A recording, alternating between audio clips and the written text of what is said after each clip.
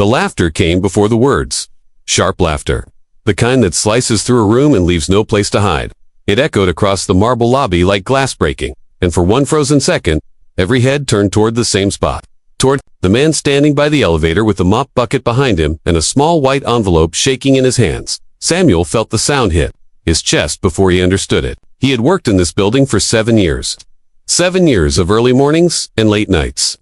7 years of polishing floors until they reflected the ceiling lights like mirrors. 7 years of being invisible.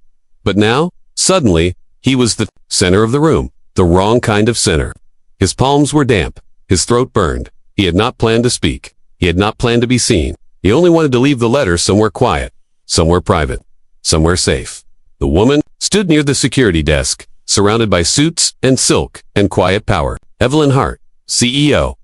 Investor favorite. The kind of wealthy woman whose name made people straighten their backs without realizing it. Her heels clicked against the marble, sharp and steady, like a countdown. She looked flawless, untouched by the Londe. Her shoes alone cost more than Samuel sent home to his mother in 3 months. Assistants hovered near her, tablets clutched to their chests. Investors waited, checking watchers, impatient but silent. What's going on here? She asked, her voice loud enough to carry, not angry, curious. Curious in the way someone sounds when they already believe they're above the answer. Samuel Frunze could have stepped back, could have lowered his head, could have disappeared like he always did, but something inside him cracked open. Maybe it was the way she looked through him. Maybe it was the weight of the envelope in his hand. Maybe it was the months of words he had carried alone. He swallowed hard and said her name. Ms. Hart's room went still. Even the laughter died, mid-breath. She turned fully now, eyes narrowing slightly as she studied him.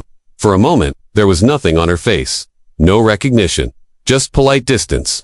Then it flickered. A tiny shift. Her eyes moved from his face to his uniform, from the envelope to the mop bucket behind him, and then she smiled. It was not a warm smile. It was the kind that forms when someone realizes they have the upper hand.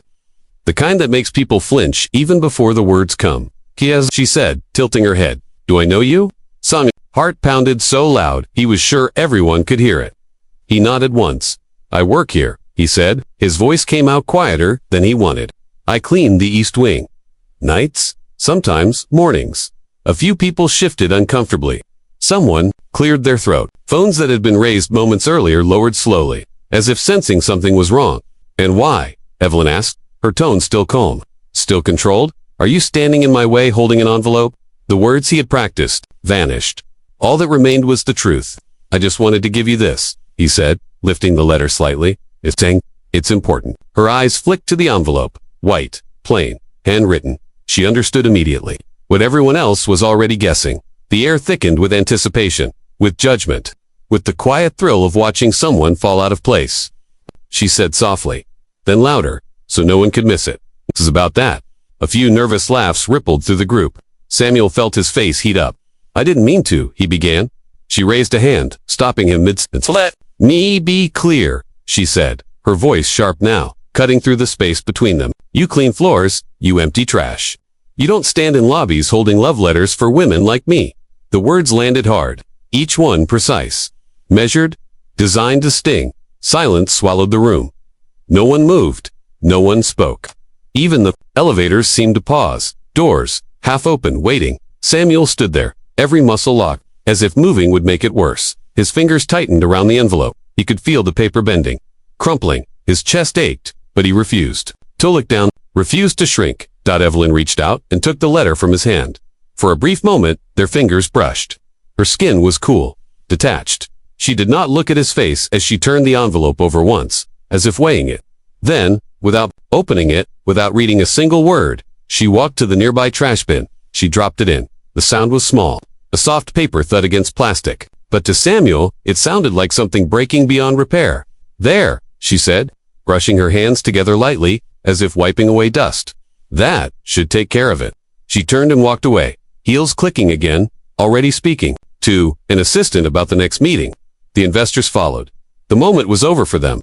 Just another interruption in a busy day. Samuel did not move. He could not. His body felt heavy, rooted to the marble floor he had polished so many times. He stared at the trash bin, at the edge of the envelope, just visible beneath a coffee cup and a folded receipt. His words, his truth. He discarded without a glance. No one defended him. No one said his name. People passed by, eyes sliding away. pretending not to see. The security guard looked down at his shoes. An assistant hesitated, then turned her back. The laughter did not return, but the silence felt worse. Samuel finally bent down, slowly, and picked up his mop. His hands were steady now, too steady. The kind of stillness that comes after something inside you has already shattered. He pushed the bucket toward the service hallway, his shoulders squared, his face unreadable. The camera would have lingered on the trash can, on the envelope, on the careful handwriting along the edge. Words written late at night, under a single lamp, with honesty and restraint. Words that were never meant to beg. Words that were never meant to be read like this. Because what Evelyn Hart did not know, what no one in that glittering lobby could have imagined, was that the letter in that trash bin was never meant for her eyes first. It was meant to protect her, to warn her, to tell a truth that could shake the walls of that glass tower. And as Samuel disappeared down the quiet hallway, the envelope sat there, waiting, waiting to be found, waiting to be read, waiting to change everything. The building never changed its temperature, but everyone inside it felt the shift. The air didn't grow colder. Samuel did. He moved through the halls like a shadow now, quiet where he used to hum, careful where he once felt at ease. His mop slid across the floors without rhythm. His eyes stayed down. When footsteps approached, he stepped aside before anyone had to ask. It was as if the man who had been humiliated in the lobby had learned a new rule overnight. Disappear faster. People noticed. They always do when silence replaces sound. Other janitors exchanged looks in the break room. A security guard asked him once if he was okay, then thought better of it and walked away. And above them all, in glass offices high above the ground, the story took on a life of its own. Executives laughed behind closed doors. Assistants whispered near coffee machines. Did you hear? They said. The janitor thought he had a chance. The words spread like oil. Slick, ugly, unstoppable. And Evelyn heard it too. She heard the jokes, the half smiles, the sideways glances, when she walked into meetings. She could have stopped it. One sentence would have been enough. A simple correction. But she didn't. She let the story live because it kept her safe. Because it reminded everyone who held power and who did not. She told herself it didn't matter. She told herself she was busy. But the truth was harder. Her world, the one she kept hidden behind perfect suits and sharp heels, was unraveling. The lawsuits came quietly at first. A complaint here, a warning letter there, then another, and another. Board members started asking questions they had never asked before. Meetings ran longer. Voices rose. Her name appeared in emails with words like risk and liability beside it. The empire she had built on control and precision began to shake. Not from the outside, but from the cracks within. At night, when the office lights dimmed and the building emptied, Evelyn stayed late. She sat alone at her desk, staring at screens she couldn't focus on. She trusted no one. Not the lawyers who smiled too easily. Not the executives who suddenly avoided her eyes. And certainly not the people beneath her. The ones who saw her before the armor went on. The ones like Samuel. Who had once handed her a glass of water when her hands were shaking. Samuel, who had stood by the elevator months ago when her breath caught in her chest and the room spun. She had brushed it off then. A moment of weakness. A panic attack no one else noticed. Except him. He had not asked questions. He had not told anyone. He had just stood there, calm and steady, until her breathing slowed. Later, in the quiet hours of the night, they talked. Not about money or power. About music. About loss. About how loneliness sounds different when you are rich. Those conversations had felt real, honest, human. That was when he wrote the letter. Not to confess love, not to cross a line, but to confess truth. To put into words the things he could never say out loud. Things he had seen. Things he had overheard while cleaning offices long after midnight. Conversations left behind like trash. Decisions whispered when no one thought the janitor was listening. But humiliation has a way of rewriting memories. It turns kindness into danger. It turns connection into threat. After the lobby incident, Evelyn began to see Samuel differently. Not as a man who had helped her. Not as someone who knew her when she was vulnerable, but as a problem, a loose end. A reminder of a moment she wanted erased. The changes started small. A schedule shift, an extra night, then another. Write-ups for things that have never been issues before. A missed spot on the floor. A cart left in the wrong hallway. Each note was polite, professional, cold. Each one carried the same message. Without saying it out loud, you forgot your place. Samuel felt it immediately. The work piled up. His body ached more. His sleep grew shorter, but he did not complain. He did not argue. He understood the language of power. He had lived under it his whole life. He absorbed the punishment quietly, carrying it like a weight. He had no choice but to bear. Still, something inside him hardened. The shame did not disappear, but it changed shape. It became resolve. He stopped replaying the lobby scene in his head, stopped asking himself what he could have done differently. The truth remained the truth, no matter how it had been thrown away. Evelyn, meanwhile, sank deeper into her own storm. The board demanded answers. Legal asked for documents. Old decisions were pulled into the light. She snapped at assistants. She drank more coffee, slept less. Her reflection in the glass walls looked tired, older, exposed. One evening, long after the sun had set and the city lights flickered on below, a thick envelope landed on her desk. It had been forwarded from legal. No warning, no explanation, just her name typed neatly on the front. She opened it absent-mindedly at first, then froze. The handwriting stopped her breath.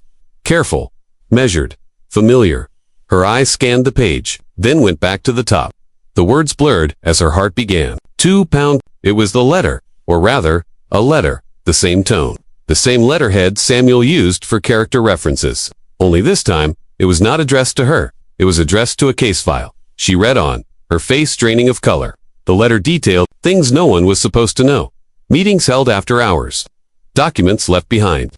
Conversations that assumed silence meant safety. It was calm, factual, honest. There was no anger in it, no revenge, just truth, laid out line by line. At the bottom was his signature, Samuel. Her hands trembled as she set the pages down. The room felt suddenly smaller. The glass walls no longer protected her. They exposed her. She thought of the trash bin in the lobby, of the letter she had dropped without reading, of the man she had pushed deeper into the shadows. This letter was not written to her heart. It was written to her conscience. And for the first time since the laughter echoed through the lobby, Evelyn felt something she could not control. Fear, because the man she had humiliated, the man she had tried to erase, was now holding a truth powerful enough to bring everything down. And the worst part was not that he had written it, it was that he had always been right. The letter was not romantic. It did not speak of longing or broken hearts. It did not beg for forgiveness or explain feelings. It was worse than that. It was devastating. It spoke in facts, calm sentences, quiet truth. The kind of truth that does not shout because it does not need to. Evelyn felt it the moment she read the first line. The room seemed to tilt. Her breath shortened. The glass walls around her office reflected a woman she barely recognized. Samuel had written it years ago, long before the lobby, long before the laughter, long before she ever imagined he would matter this much. It was a character reference meant for a whistleblower case tied directly to her company. A case that had vanished quietly, buried under settlements and silence. Samuel had written what he saw while cleaning offices late at night. Papers left open on desks, emails printed and forgotten. Conversations held in confident voices, assuming the janitor was invisible. Assuming silence meant ignorance. The letter named patterns. Described time, not opinions, observations, dates, names. It was careful, honest, and unfinished. He had never sent it. At the bottom, in smaller handwriting, was a single line that made Evelyn's chest tighten. I believed things could change. He had believed in her, even when no one else did, even when she barely believed in herself. Now the letter was no longer a draft. It was evidence. Legal had found it attached to a reopened file. A new attorney, a new chance. And suddenly, the man she had humiliated in front of everyone was the only witness who could save her empire. Or end it. Evelyn sat alone for a long time after reading it. The office lights buzzed softly above her. Outside, the city moved on. Cars passed. People laughed somewhere far below. None of it reached her. Her hands trembled as she picked the letter up again, reading it a second time, then a third. Each time, it cut deeper. Same careful handwriting, same steady voice. The same man she had reduced to a joke in a lobby full of strangers. She had never felt smaller. For the first time in years, she did not issue an order. She made a request. A quiet one. A private one. No assistants. No lawyers. No board members. She asked for Samuel to come to her office. Alone. When he arrived, she stood up. That alone surprised her. He entered without hesitation. No uniform this time. Plain clothes. Clean. Simple. He did not bow. Did not lower his eyes. He did not beg. He stood tall, shoulders straight, his presence calm and unshaken. The silence between them was thick, but not hostile. Heavy with everything unsaid. Evelyn opened her mouth to speak. Nothing came out. Words failed her. The woman who had faced investors and judges without blinking now stood frozen in front of a janitor she had once dismissed. Her throat tightened. She tried again. Still nothing. Finally, She exhaled. The sound was shaky. Human, I read the letter, she said. Samuel nodded once. No smile, no anger, just acknowledgement. I didn't know, she continued, then stopped herself. That's not true. I didn't want to know. She gestured toward the chair, then realized she didn't need to. Samuel remained standing by choice, not fear. She swallowed hard. I humiliated you, she said. The words felt strange in her mouth, honest, and I let others do the same. I thought power meant never letting anyone see you weak. She looked at him then. Really looked. I was afraid, she said quietly. Afraid of what it meant that you saw me? Afraid of what it said about me, that I felt safe with you. Her voice broke. Just slightly. Enough? Samuel listened. He did not interrupt. He did not soften his face. He gave her the dignity of being heard. The same dignity she had denied him. I grew up learning how to disappear, he said finally. His voice was calm, steady, learning when to speak and when to stay quiet. I didn't write that letter to hurt you. I wrote it because I believed you could be better than what I saw. Evelyn closed her eyes. The truth landed heavy. I never needed your money, Samuel continued. I never wanted your position. I just needed you to see me. The words hung in the air. Simple, direct, impossible to argue with. Evelyn opened her eyes. For the first time, there was no calculation in them, no defense, just recognition. She saw the man in front of her, not a janitor, not a liability, a human being who had carried truth quietly while others lied loudly. I see you, she said, and in that moment, the power in the room shifted, not because she gave it up, but because she finally understood it. Real power did not come from silencing others. It came from facing what you had done when silence was no longer an option. Outside the office, the building remained the same. Glass, steel, money, but inside that room, something irreversible had happened. The tables had turned, not with shouting or threats, but with dignity, with restraint, with a letter that refused to be ignored any longer. Samuel turned to leave. Evelyn did not stop him. She knew better now. As the door closed behind him, she sat down slowly, the letter still in her hands. Her empire stood at a crossroads, and for the first time, she understood that redemption would cost her something real, but it was a price worth paying, because when you finally see the people you once overlooked, you could never go back to pretending they were invisible. The news broke quietly at first, a short press release. Carefully chosen words. No scandal language. No raised voices. Evelyn Hart announced she was stepping down as CEO, effective immediately. She stood at a podium, days later, calm and composed. Wearing a simple suit with no sharp edges, cameras flashed. Reporters leaned forward. She did not blame the market. She did not blame her team.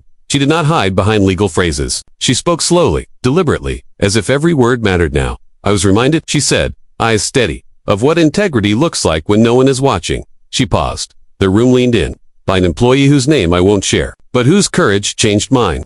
That was all she said about him, and it was enough. The world reacted the way it always does. Some praised her honesty. Others questioned her timing. Stock prices dipped, then steadied. Life moved on.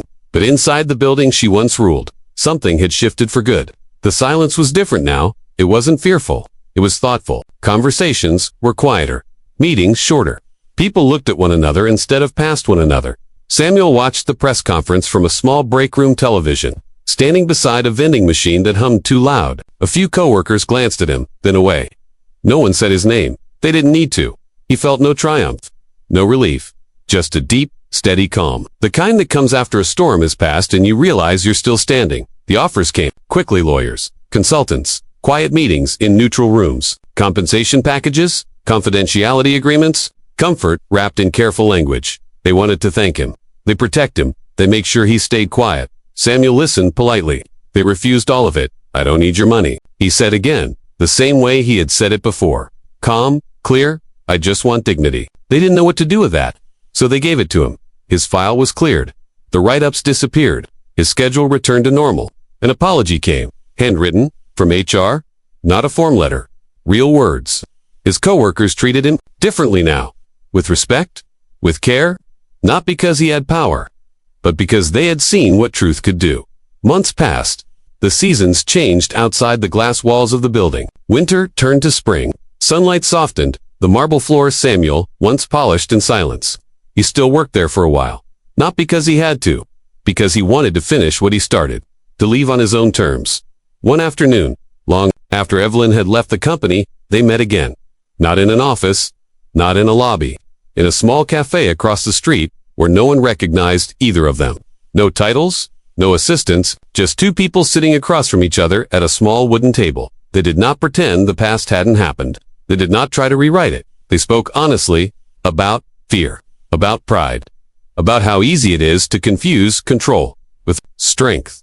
Evelyn listened more than she talked. Samuel spoke without anger, without bitterness. Just truth. There were no promises, no dramatic confessions, no illusions about what could or could not be. They didn't need that. What they had now was something simpler: respect, recognition, equality. When they stood to leave, they shook hands, a small gesture, heavy with meaning. Back in the building, the letter no longer sat in a trash bin. It was framed, not hung on a wall, not shown off. Kept in a private drawer in an office that no longer belonged to Evelyn. It wasn't a trophy. It was a reminder of what happens when voices are ignored, of what changes when they are finally heard. The lobby still gleamed. The elevators still hummed. But the laughter that once cut through the room was gone. In its place was something quieter: accountability. People paused before speaking now. They looked twice at those who cleaned and carried and fixed.